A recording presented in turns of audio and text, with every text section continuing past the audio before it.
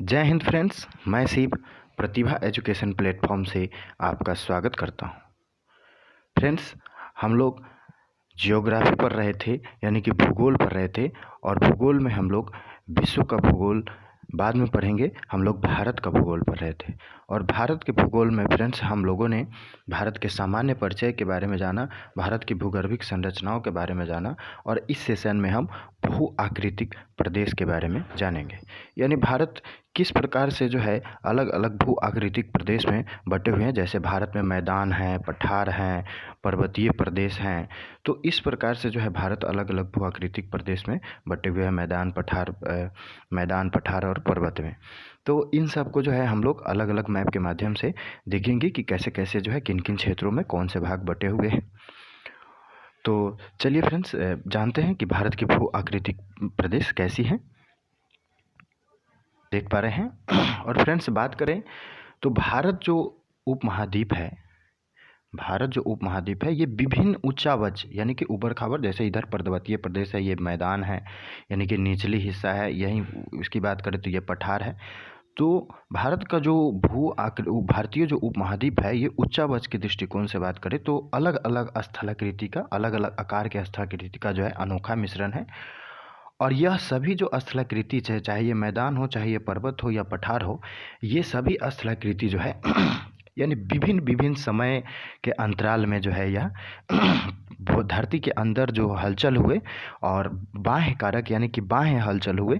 बाह्य हलचल में जो है जैसे कि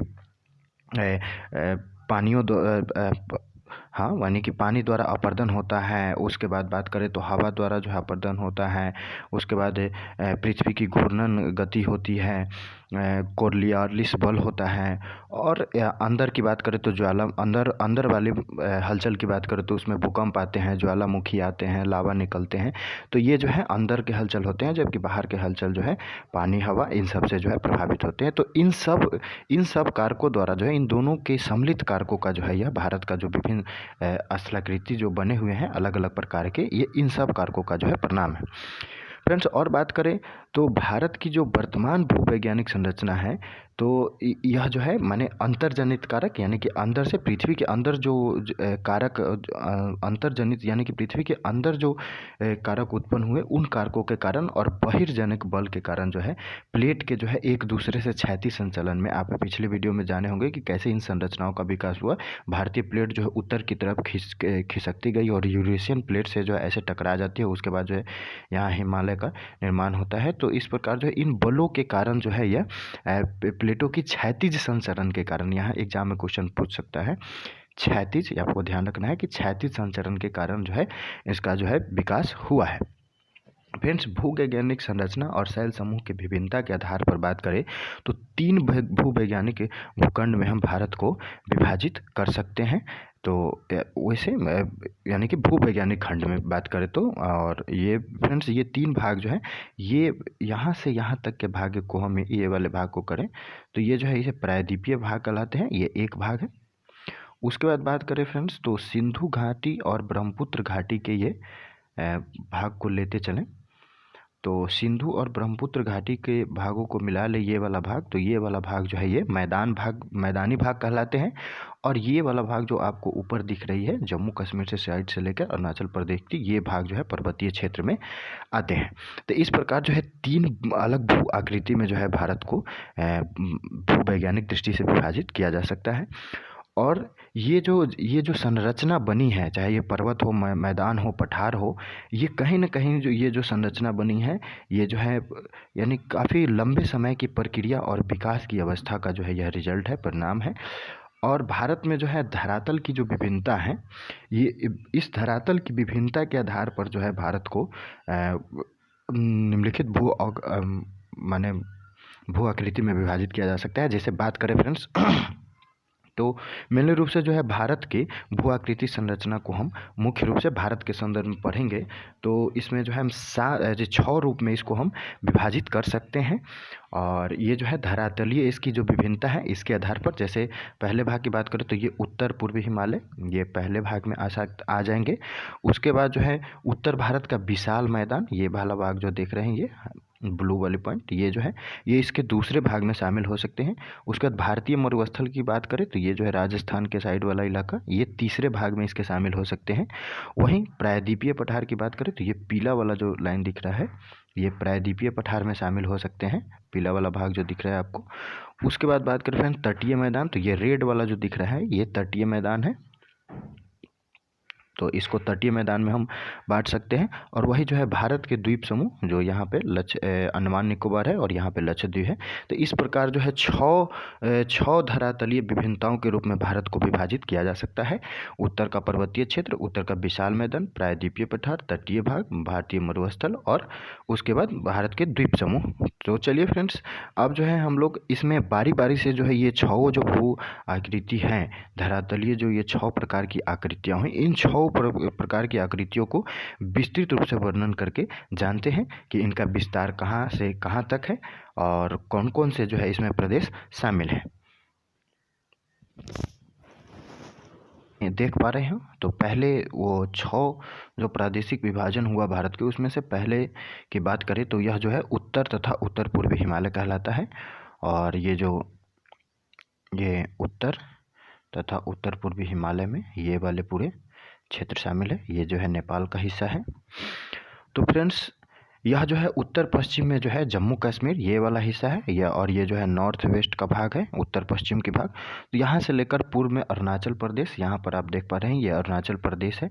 लगभग जो है 25 किलोमीटर तक जो है यह यहाँ से लेकर यहाँ तक की बात करें तो ये जो लगभग 2500 किलोमीटर फैला हुआ है।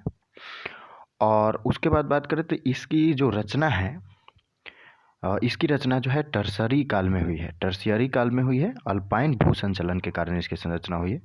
उसके बाद बात करें फ्रेंड तो पूर्व की अपेक्षा जो है पश्चिम वाला भाग जो है आप देख पा रहे हैं कि पश्चिम वाला भाग जो है ये अधिक चौड़ा है, जबकि पूर्व वाला भाग जो है ये कम चौड़ा है।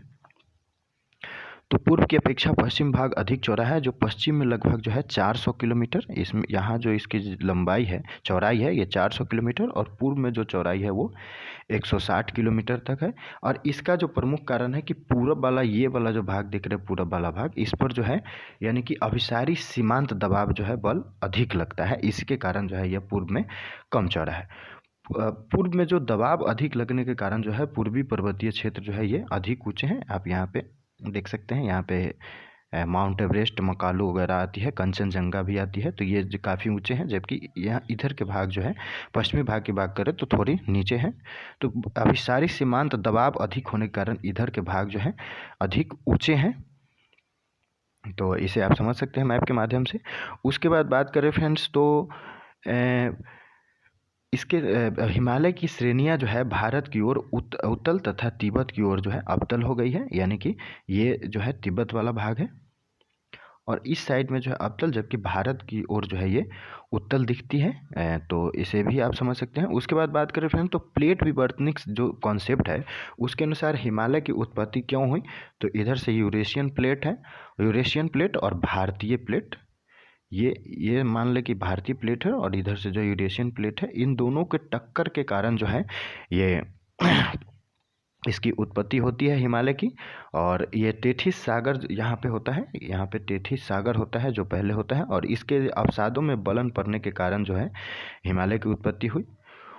अब फ्रेंड्स, उत्तर से दक्षिण की ओर जो है यानी कि नॉर्थ टू साउथ की बात करें तो नॉर्थ टू साउथ में, और ये एग्जाम में क्वेश्चन बनते हैं तो आप इसे ध्यान रखें कि नॉर्थ टू साउथ में जो पर्वतीय प्रदेश फैले हुए हैं इसको हम लोग 5 भाग में बांट सकते हैं। और आइए जानते हैं कि वो 5 भाग कौन कौन है। उत्तर से दक्षिण में फैले, उत्तर से दक्षिण में फैले पर्वतीय प्रदेश को जानते हैं। नॉर्थ से साउथ में हम बात कर रहे हैं फ्रेंड्स पर्वतीय प्रदेश की, तो सबसे पहले ये ट्रांस हिमालय आता है जो कि हिमालय से बाहर वाले भाग है। और उसके बाद बात करें फ्रेंड्स तो ये बृहद हिमालय का भाग है जो यहाँ पर आप देख पा रहे हैं, बृहद हिमालय के भाग हैं। उसके बाद बात करें फ्रेंड्स तो लघु और मध्य हिमालय इसे कहते हैं। और इसके सबसे निचले वाला भाग जो होता है, सबसे दक्षिणी हिस्सा, वो शिवालिक या इसके हिमालय के बाहरी हिस्सा यानी कि पाद वाले हिमालय के निचले जो पैर है उस वाले हिस्सा में शिवालिक हिमालय आती है। और सबसे अंतिम जो है ये देख पा रहे हैं यहाँ पे उत्तर पूर्वी हिमालय है। तो इस प्रकार जो है हम इसे उत्तर से दक्षिण में सजा सकते हैं। ट्रांस हिमालय, बृहद हिमालय, लघु हिमालय, शिवालिक हिमालय और उत्तर पूर्वी हिमालय। फ्रेंड्स, उत्तर से दक्षिण के अतिरिक्त हिमालय की नदी घाटियों की सीमाओं के आधार पर भी इसका विभाजन किया जा सकता है और इसकी संकल्पना जो है सिडनी बुलार्ड ने दी थी पर है। ये नदी घाटी के आधार पर इसको जो है विभाजित किया गया है, नदी घाटी के आधार पर। आप इसे ध्यान रखें और इसकी जो संकल्पना है वो सिडनी बुलार्ड ने दी थी, तो इसे भी आप ध्यान रख सकते हैं ऑब्जेक्टिव क्वेश्चन में। फ्रेंड्स, बात करें तो सबसे पहले जो है इसे हम 4 भाग में बांट सकते हैं।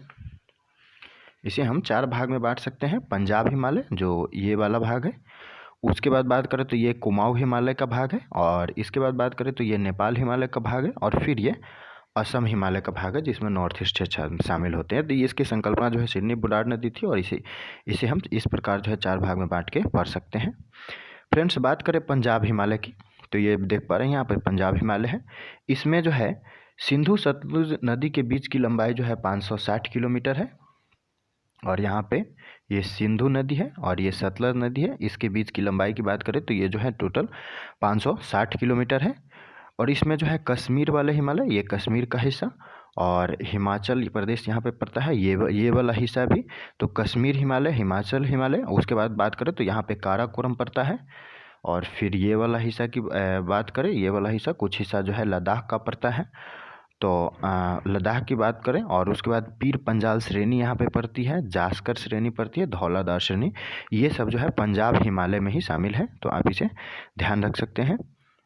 उसके बाद अगले बात करें तो अगला जो है ये कुमाऊं हिमालय है, और कुमाऊं हिमालय में जो है सतलज से लेकर काली नदी के बीच जो है ये कुमाऊं हिमालय की सीमा है। यहाँ पे सतलज नदी है, और यहाँ पे जो है लास्ट में उत्तराखंड की नदी का आप देख पा रहे हैं, ये काली नदी है, आपको दिख भी रही होंगी काली नदी। तो इस सतलज से लेकर काली के बीच के दूरी को जो है कुमाऊं हिमालय के जानते हैं, कुमाऊं हिमालय के लिए। और ये जो है टोटल जो है इसकी लंबाई है ये 320 किलोमीटर है। और कुमाऊं हिमालय में ही फ्रेंड्स भागीरथी और यमुना का जो है उद्गम स्रोत है। नंदा देवी चोटी जो है इसे पर्वत श्रृंखला की सबसे ऊंची चोटी है कुमाऊं हिमालय में, नंदा देवी, इसे भी ध्यान रख सकते हैं। और भागीरथी और यमुना के उद्गम स्रोत होने से भी जो है यह काफ़ी महत्वपूर्ण है। आगे बात करें फ्रेंड्स तो अगला जो है ये नेपाल हिमालय है, और आपको दिख पा रही होगी ये जो है काली नदी से लेकर, यानी कालिद नदी से लेकर सिक्किम के नज़दीक ये जो देख पा रहे हैं यहाँ पे तीस्ता नदी है। तो इसके और इसके बीच जो है यह पड़ता है नेपाल हिमालय, काली नदी से तीस्ता के बीच। और टोटल जो इसकी लंबाई है ये 800 किलोमीटर है। इसमें जो है विश्व की सबसे ऊंची चोटी माउंट एवरेस्ट, कंचनजंगा, धौलागिरी, मकालू, ये सारी पर्वत श्रेणियाँ जो है ये नेपाल हिमालय में ही शामिल है। तो माउंट एवरेस्ट, कंचनजंगा, धौलागिरी और मकाली पर्वत श्रेणियाँ सभी जो है ये नेपाल हिमालय में शामिल है, इसे ध्यान रख सकते हैं। आगे बात करें फ्रेंड तो अगला जो है ये असम हिमालय की बात कर रहे हैं, और असम हिमालय जो है यहाँ पे सिक्किम के नज़दीक तीस्ता नदी है। तो तीस्ता नदी से लेकर दिहांग ब्रह्मपुत्र की जो नदी है, तो ब्रह्मपुत्र तक जो है, जो कि ब्रह्मपुत्र की ट्रिब्यूटरी है, वो उसी से जो है वहाँ तक फैली हुई है। और ये टोटल जो है 750 किलोमीटर की लंबाई को कवर करता है ये तीस्ता नदी से लेकर ब्रह्मपुत्र नदी के दिहांग नदी, ब्रह्मपुत्र की ट्रिब्यूटरी दिहांग नदी के बीच तक। फ्रेंड्स, इसमें जो है असम हिमालय में नागा पहाड़ी क्षेत्र यानी नागालैंड वाले क्षेत्र में, उसके बाद नामचा बरवा पर्वत जो कि अरुणाचल प्रदेश में पड़ता है, और कुल्ला कांगड़ी, ये सब जो है ये सब असम हिमालय में पड़ते हैं। तो इस प्रकार आप सिडनी बुलार्ड के नदी घाटी संकल्पना के आधार पर भी भारत के विभाजन को, भारत के भू आकृति विभाजन को समझ सकते हैं। उसके बाद बात करें फ्रेंड्स, अब बारी आती है ट्रांस परा हिमालय की। ये उत्तर पूर्वी हिमालय की बात करें, उत्तर और उत्तर पूर्वी हिमालय की, ये पहले भू आकृति संरचना में ही हम लोग बात करें तो इसमें हम लोगों ने पढ़ा कि नॉर्थ से लेकर साउथ तक, यानी उत्तर से लेकर दक्षिण तक भी हम इसे 5 भाग में बांटते हैं। ट्रांस हिमालय, बृहद, ये ट्रांस हिमालय, बृहद हिमालय, लघु हिमालय, शिवालिक हिमालय, और यहाँ पे देख सकते हैं नॉर्थ ईस्ट वाले। तो इसमें हम लोग अब पहले के बारे में पढ़ेंगे, यानी कि ट्रांस हिमालय के बारे में पढ़ेंगे विस्तृत रूप से, और फिर उसके बाद बृहद हिमालय, फिर लघु, फिर शिवालिक, और फिर उसके बाद नॉर्थ ईस्ट के बारे में पढ़ेंगे। तो चलिए ट्रांस हिमालय के बारे में शुरू करते हैं, जानते हैं कि ट्रांस हिमालय के बारे में क्या तथ्य हैं, क्या बताते हैं ट्रांस हिमालय हमें। तो यह जो ट्रांस हिमालय है, आप देख पा रहे हैं मैप में कि यह बृहद हिमालय के उत्तर में स्थित है। बृहद हिमालय के जो है यह उत्तर में स्थित है, आप देख पा रहे हैं मैप में। फ्रेंड्स, यह जो है महान या बृहद हिमालय के उत्तर में स्थित है और इसका जो है अधिकांश भाग ये तिब्बत वाले क्षेत्र में पड़ता है, इसलिए इसे हम तिब्बतियन हिमालय भी कहते हैं, ट्रांस हिमालय को। तो ये भी आप ध्यान रख सकते हैं। इसके अंतर्गत जो है काराकोरम, यहाँ पे लद्दाख आप देख पा रहे हैं, लद्दाख और जास्कर जो कि यहाँ पे है, और कैलाश श्रेणी जो कि यहाँ पे है, तो ये सब जो है इसी में आते हैं। और यहाँ पे इस हिमालय में जो है फ्रेंड्स वनस्पतियों का जो है अभाव है, यानी कि वेजिटेशन जो है यहाँ पे कम मात्रा में है, वनस्पतियों का जो है बृहद हिमालय में अभाव है। फ्रेंड्स, ट्रांस हिमालय का निर्माण हिमालय से भी पहले हो चुका था, तो ये फैक्ट आपको ध्यान रखना है कि इसका निर्माण जो हिमालय से पहले हो चुका था। और इसकी सबसे ऊंची चोटी की बात करें तो K2 जो है इसकी सबसे ऊंची चोटी है, जिसे गॉडविन स्टीन के भी नाम से जानते हैं, जो कि 8,611 मीटर जो है ऊंची है, 8,611 मीटर, जिसे हम 8 किलोमीटर 611 मीटर के रूप में जान सकते हैं। जो भारत की जो है सबसे ऊंची चोटी है यह K2, और जो कि ट्रांस हिमालय में ही स्थित है। इसमें ऑब्जेक्टिव क्वेश्चन बन सकता है। उसके बाद बात करें फ्रेंड्स तो भारत की सबसे ऊंची और विश्व की जो है दूसरी सबसे ऊंची चोटी है, जबकि विश्व की सबसे पहली ऊंची चोटी कौन है? माउंट एवरेस्ट, जो कि नेपाल में है, तो आप जानते ही हैं। इसके बाद बात करें फ्रेंड्स ट्रांस हिमालय में, तो विश्व की सबसे अधिक तीव्र ढाल वाली चोटी जो है वो ट्रांस हिमालय में ही स्थित है, जिसे हम राकापोसी के नाम से जानते हैं, तो ये भी आप ध्यान रख सकते हैं साथ में। उसके बाद बात करें फ्रेंड्स तो ट्रांस हिमालय की काराकोरम श्रेणी पश्चिम की ओर पामीर घाट तथा पूर्व की ओर कैलाश श्रेणी तक फैली हुई है। तो यहाँ पर जो है काराकोरम श्रेणी, यहाँ पे पामीर ग्रंथि है और यहाँ पे कैलाश श्रेणी है, यहाँ तक जो है यह फैली हुई है। और इसमें विभिन्न ग्लेशियरों का विकास हुआ है। जैसे अब बहुत सारे ग्लेशियर की बात करें तो उसमें जो है सियाचिन ग्लेशियर, उसके बाद बोल्टारो ग्लेशियर, बियाफो ग्लेशियर, हिस्पर ग्लेशियर, ये सारे ग्लेशियर जो है ट्रांस हिमालय में ही शामिल है। और ट्रांस हिमालय की काराकोरम श्रेणी की बात करें तो इसे उच्च एशिया का रीढ़ भी कहा जाता है, यानी कि बैकबोन ऑफ हाई एशिया भी कहा जाता है, तो इसे भी आप ध्यान रख सकते हैं। और उसके बाद बात करें फ्रेंड्स तो ट्रांस हिमालय जो है, यह जो ट्रांस हिमालय है यह बृहद हिमालय से जो है ट्रांस हिमालय, ये ITSZ यानी कि इंडस सांगपो सेचुअर जोन द्वारा जो है अलग होता है। यहाँ पे इंडस नदी है और यहाँ पे सांगपो नदी है, इसी द्वारा जो है यह अलग होता है, तो इसे भी ध्यान रख सकते हैं। उसके बाद बात करें फ्रेंड तो सिंधु नदी जो है ये ट्रांस हिमालय के जास्कर और लद्दाख श्रेणी के बीच से बहती है। तो यहाँ पे लद्दाख है और यहाँ पे जास्कर है, इसी के बीच से जो है सिंधु नदी बहती है। और उसके बाद बात करें फ्रेंड तो और लद्दाख श्रेणी को जो है बुंजी नामक स्थान पर जो है काट कर भारत की सबसे गहरी ग्राज का जो है, जो कि अब 5200 मीटर गहरी है, इसका निर्माण करती है। तो लद्दाख श्रेणी में जो है यह नदी ये बुंजी नामक स्थान पर इसको काटती है और भारत के सबसे गहरी गार्ज का जो है निर्माण करती है। तो ये भी जो है एक फैक्ट है और इसे आप ध्यान रख सकते हैं, जो कि 52 मीटर जो है गहरी है। तो ये जो है फ्रेंड्स ये सारे फैक्ट जो है ट्रांस हिमालय से संबंधित थे। अब चलते हैं अगले पॉइंट की तरफ और अगले में बात करेंगे हम लोग बृहद हिमालय की। तो फ्रेंड्स आगे जो है हम लोग बात करते हैं बृहद हिमालय की, यानी कि इसे हायर हिमालय या ग्रेटन हिमालय भी कहा जाता है अंग्रेजी में। ये जो है हमेशा बर्फ़ से ढका रहता है और बर्फ़ से ढके रहने के कारण ही इसे बर्फीला हिमालय या हिमाद्री के नाम से भी इसे जाना जाता है। इसके विस्तार की बात करें फ्रेंड तो यह जो है सिंधु नदी के गार्ज से लेकर, सिंधु नदी का गार्ज जो अभी हमने बताया लद्दाख वाले रेंज में बुंजी नामक स्थान पर काटती है, तो वहाँ से लेकर जो है यह अरुणाचल प्रदेश की ये नामचा बरवा जो देख रहे हैं पर्वत, यहाँ तक जो है यह फैला हुआ है। ये बृहद हिमालय की बात करें, आप देख पा रहे हैं बृहद हिमालय जो है यहाँ तक फैला हुआ है। फ्रेंड्स और बात करें इसके बारे में तो हिमालय की रचना जो है समानांतर वाले श्रेणियों से हुई है, जिसमें बृहद हिमालय सबसे प्राचीनतम है। और ऐसे जो है हिमालय की संरचना हुई है, जिसमें ये जो बृहद हिमालय ऊपर वाला भाग देख रहे हैं आप लोग, ये जो है सबसे नई है, यानी कि सबसे प्राचीन है। उसके बाद बात करें फ्रेंड तो बृहद हिमालय जो है लघु हिमालय से MCT यानी कि मेन सेंट्रल थ्रस्ट द्वारा जो है अलग होता है। यह बृहद हिमालय लघु हिमालय से यहाँ पे मेन सेंट्रल थ्रस्ट है और इसी द्वारा ऐसे है मेन सेंट्रल थ्रस्ट MCT, और इसी द्वारा जो है यह एक दूसरे से अलग होता है, तो इसे भी आप ध्यान रख सकते हैं। और इसकी औसत ऊंचाई जो है लगभग 6100 मीटर है, तो ये भी ध्यान रख सकते हैं। विश्व की सर्वाधिक ऊंची चोटियाँ जो है इसी श्रृंखला में है। उसके बाद इसी श्रृंखला में जो है फ्रेंड्स बृहद हिमालय में ही माउंट एवरेस्ट है, जो कि यहाँ पे है नेपाल में। और उसके बाद बात करें फ्रेंड्स, जिसे नेपाल में इसको सागर माथा कहा जाता है, ये विश्व की सबसे ऊंची चोटी है। और बृहद हिमालय में पाई जाने वाली प्रमुख पर्वत चोटियों का क्रम की बात करें तो सबसे बड़ी जो है माउंट एवरेस्ट है, जो कि 8848 मीटर है। और दूसरे नंबर पर कंचनजंगा है, जो कि भारत की सबसे ऊंची चोटी है और विश्व की दूसरी सबसे ऊंची चोटी है, जो कि 8598 मीटर है। उसके बाद मकालू की बात करें तो 8481 मीटर है। धौलागिरी की बात करें तो 8172 मीटर है। तो इस प्रकार क्रम में भी सजाने के लिए आपसे पूछा जा सकता है एग्जाम में, तो आप इसे PT पॉइंट व्यू से ध्यान रख सकते हैं। तो और इसी प्रकार जो है अन्य की जो है ऊंचाई है। तो फ्रेंड्स बात करें तो बृहद हिमालय के पूर्वी भाग में पश्चिम की अपेक्षा जो है अधिक ऊंचाई पर बर्फ पाई जाती है। यह जो बृहद हिमालय है इसके पूर्वी भाग में जो है इस वाले भाग में अधिक ऊंचाई पर जो है बर्फ पाई जाती है वेस्टर्न यानी कि पश्चिम की अपेक्षा। बृहद हिमालय का पर्वतीय ढाल जो है उत्तर की ओर मंद है तथा दक्षिण की ओर जो है तीव्र है। यानी यहाँ उत्तर की ओर जो है इसका मंद ढाल है, जबकि नीचे की तरफ जो है इसका एकदम तीव्र ढाल है, एकदम नीचे की तरफ जो है ढाल है। और इसका जो प्रमुख कारण है यह इंडो ऑस्ट्रेलियन प्लेट द्वारा लगाया जाने वाला अभिसारी बल है। तो इंडो ऑस्ट्रेलियन प्लेट के कारण ही जो है जो अभिसारी बल लग रहा है, इसी कारण जो है यह दक्षिण की तरफ काफ़ी तीव्र है।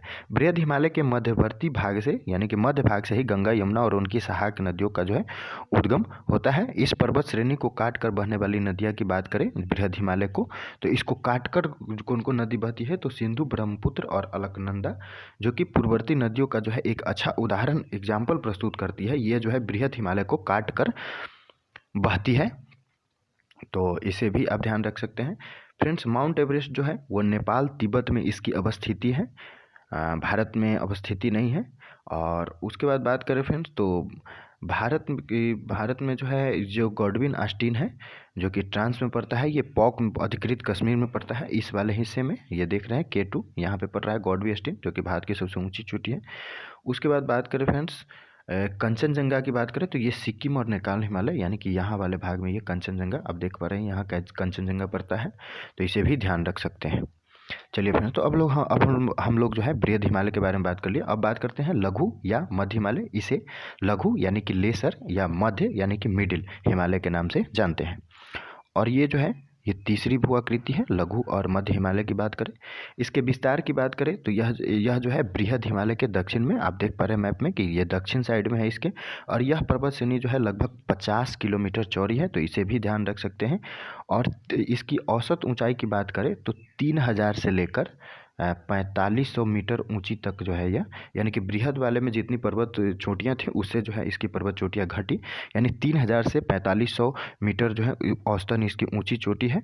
और इसके उत्तर में यानी कि MCT यानी कि मेन सेंट्रल थ्रस्ट है, और दक्षिण में जो है MBF है यानी कि मेन बाउंड्री फॉल्ट है, तो इसे भी ध्यान रख सकते हैं।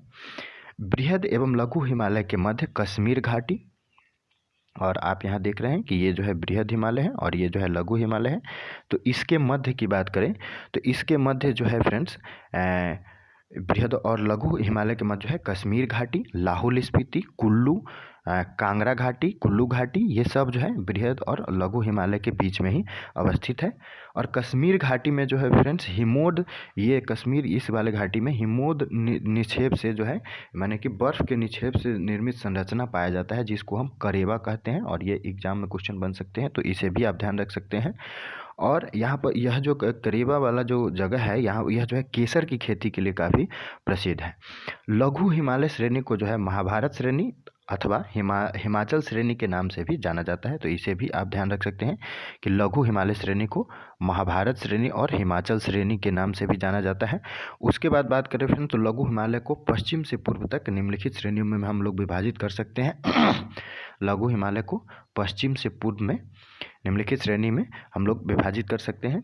जम्मू कश्मीर में जो है यह पीर पंजाल श्रेणी, यह मध्य हिमालय की सबसे लंबी श्रेणी है जो कि जम्मू कश्मीर में पड़ती है यहाँ पे। और यह जो है यह मध्य हिमालय की सबसे लंबी श्रेणी कौन है? पीर पंजाल। और ये ऑब्जेक्टिव क्वेश्चन बन गया, इसे आप ध्यान रख सकते हैं कि पीर पंजाल जो है ये मध्य हिमालय की सबसे लंबी श्रेणी है। उसके बाद धौलाधार श्रेणी की बात करें जो कि हिमाचल प्रदेश में पड़ता है इस वाले हिस्से में।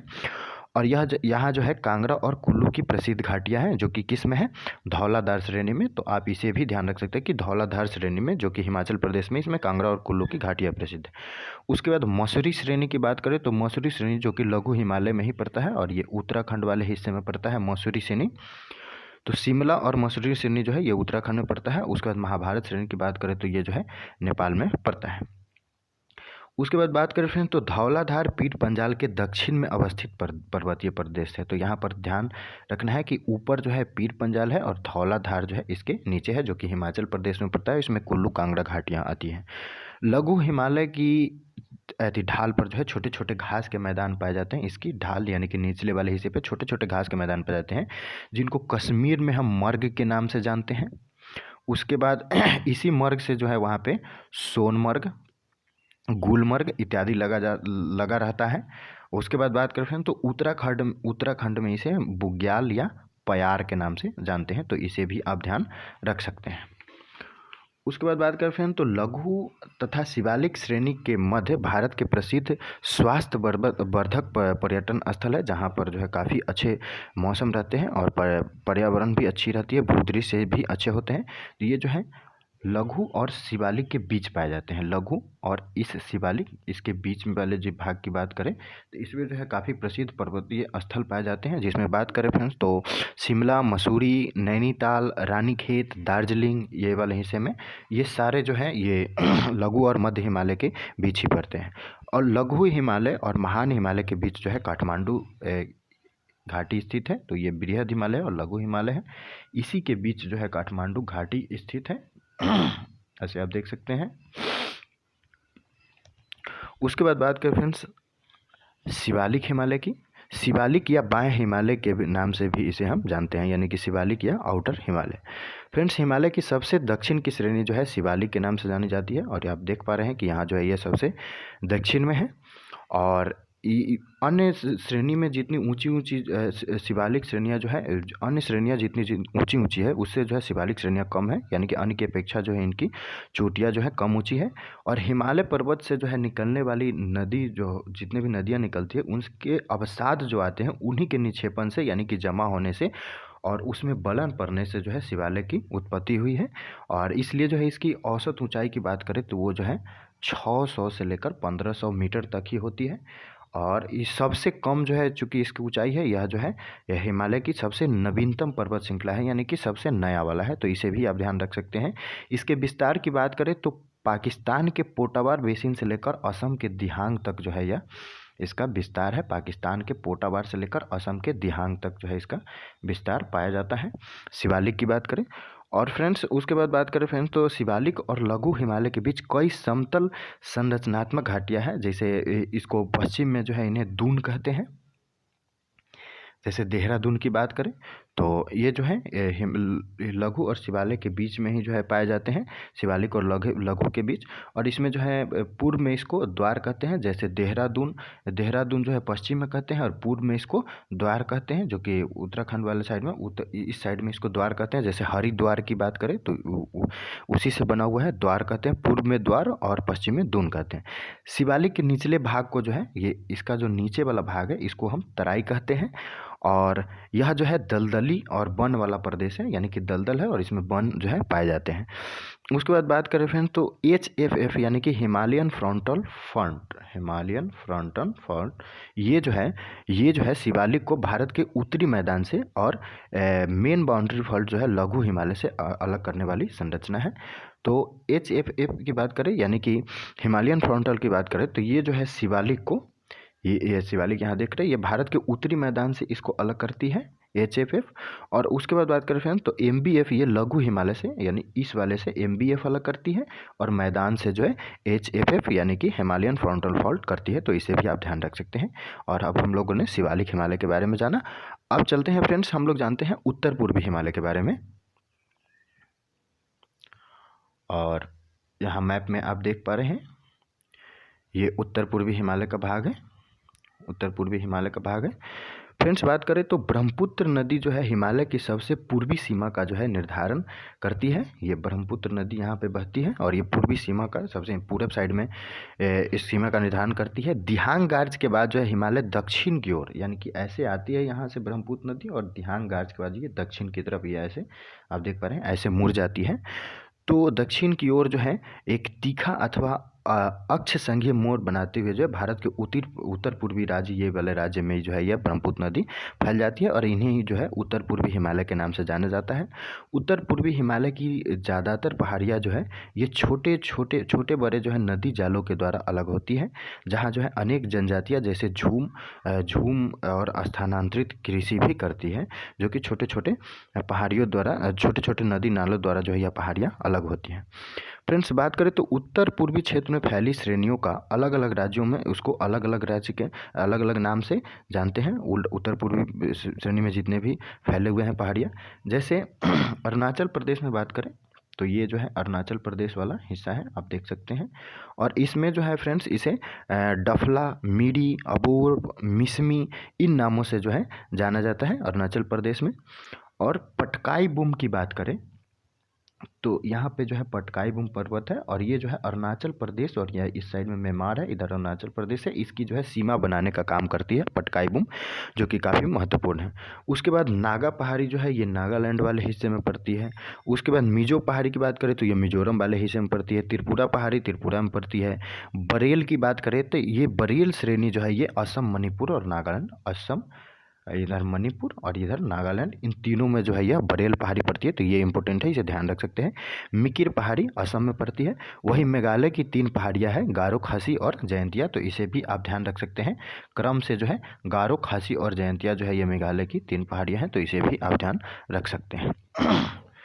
अब फ्रेंड्स बात करेंगे हिमालय के प्रमुख हिमनद के बारे में और जानेंगे कि कौन से हिमनद की अवस्थिति जो है कहाँ है। सियाचिन की, तो ये जो है काराकोरम में पड़ती है और आप फिगर में देख पा रहे हो तो ये जो है सियाचिन है, आपको यहाँ पे दिख रहा होगा सियाचिन। तो यह जो इसकी लंबाई जो है ये 76 किलोमीटर है और यह जो है काराकोरम श्रेणी में आती है, तो इसे आप ध्यान रख सकते हैं। उसके बाद सासाइनी की बात करें तो यहाँ पे आप देख रहे हैं ये सासाइनी है। सासाइनी हिमनद की बात करें तो इसकी जो लंबाई है ये 68 किलोमीटर है और ये भी जो है काराकोरम श्रेणी में आती है। उसके बाद बात करें फ्रेंड्स हिस्पर की, तो यह आप देख रहे हैं हिस्पर हिमनद है और हिस्पर हिमनद जो है ये इसकी लंबाई 61 किलोमीटर, ये भी काराकोरम श्रेणी में आती है। उसके बाद बात करें फ्रेंड्स बियाफो हिमनद की, तो आप यहाँ पे देख सकते हैं ये बियाफो हिमनद है और ये बियाफो हिमनद की बात करें तो इसकी लंबाई 60 किलोमीटर, ये भी काराकोरम श्रेणी में आती है। उसके बाद बात करें बल्टोरो हिमनद की, तो यहाँ पे आप देख रहे हैं ये बल्टोरो हिमनद है और बल्टोरो हिमनद की बात करें तो इसकी लंबाई 58 किलोमीटर और ये भी काराकोरम श्रेणी में आती है। उसके बाद बात करें फ्रेंड्स बातुरा हिमनद की, तो आप यहाँ पर देख रहे हैं ये बाल्टोरा हिमनद है और बाल्टोरा हिमनद की बात करें फ्रेंड्स तो इसकी लंबाई जो है 58 किलोमीटर और ये काराकोरम श्रेणी में आती है। उसके बाद बात करें फ्रेंड्स चोलुगमा हिमनद, ये यहाँ पे देख रहे हैं चोलुगमा हिमनद, इसकी लंबाई जो है 50 किलोमीटर और ये भी काराकोरम श्रेणी में आती है। उसके बाद बात करें फ्रेंड्स रीमो हिमनद की, तो ये भी जो है कश्मीर में आती है रीमो हिमनद। उसके बाद बात करें फ्रेंड्स पुनमा हिमनद की, तो पुनमा हिमनद जो है जो यहाँ पर आप देख पा रहे हैं पुनमा हिमनद और इसकी लंबाई जो है 27 किलोमीटर और ये जो है कश्मीर में आती है। उसके बाद बात करें फ्रेंड्स जेमू ग्लेशियर की, तो ये जो है कंचनजंगा यानी कि सिक्किम साइड में जो है आती है ये रीमो, यहाँ पे आप देख सकते हैं। उसके बाद बात करें फ्रेंड्स चोराबाड़ी की, तो चोराबाड़ी जो है उत्तराखंड में आती है, तो उसे भी आप ध्यान रख सकते हैं। उत्तराखंड वाले भाग में चोराबाड़ी ग्लेशियर आती है। मिलाम भी जो है वो कुमाऊं वाले भाग में उत्तराखंड में आती है। गंगोत्री भी जो है उत्तराखंड वाले भाग में आती है। सोना पानी कश्मीर में आती है। तो ये सब जो है प्रमुख हिमालय के हिमनद है। फ्रेंड्स आज के सेशन में इतना ही। अगले सेशन में हम लोग पढ़ेंगे हिमालय के भू आकृतिक खंड का प्रादेशिक विभाजन, यानी हिमालय की को ही जो है अलग अलग कैसे भू आकृतिक खंड में जो है इसको अलग अलग प्रादेशिक रूप से विभाजित किया गया है, उसी के बारे में हम लोग पढ़ेंगे अगले सेशन में। तो उसके साथ साथ ये भी जानेंगे कि पश्चिमी और पूर्वी हिमालय में मुख्य रूप से क्या अंतर है, जो कि मुख्य परीक्षा के लिहाज से काफ़ी महत्वपूर्ण है। फिर उसके बाद हिमालय के प्रमुख दर्रों के बारे में जानेंगे, हिमालय के प्रमुख घाटियों के बारे में जानेंगे, और फिर उसके बाद हम लोग जानेंगे उत्तर भारत के विशाल मैदान के बारे में। तो चलिए आज के लिए इतना ही, धन्यवाद।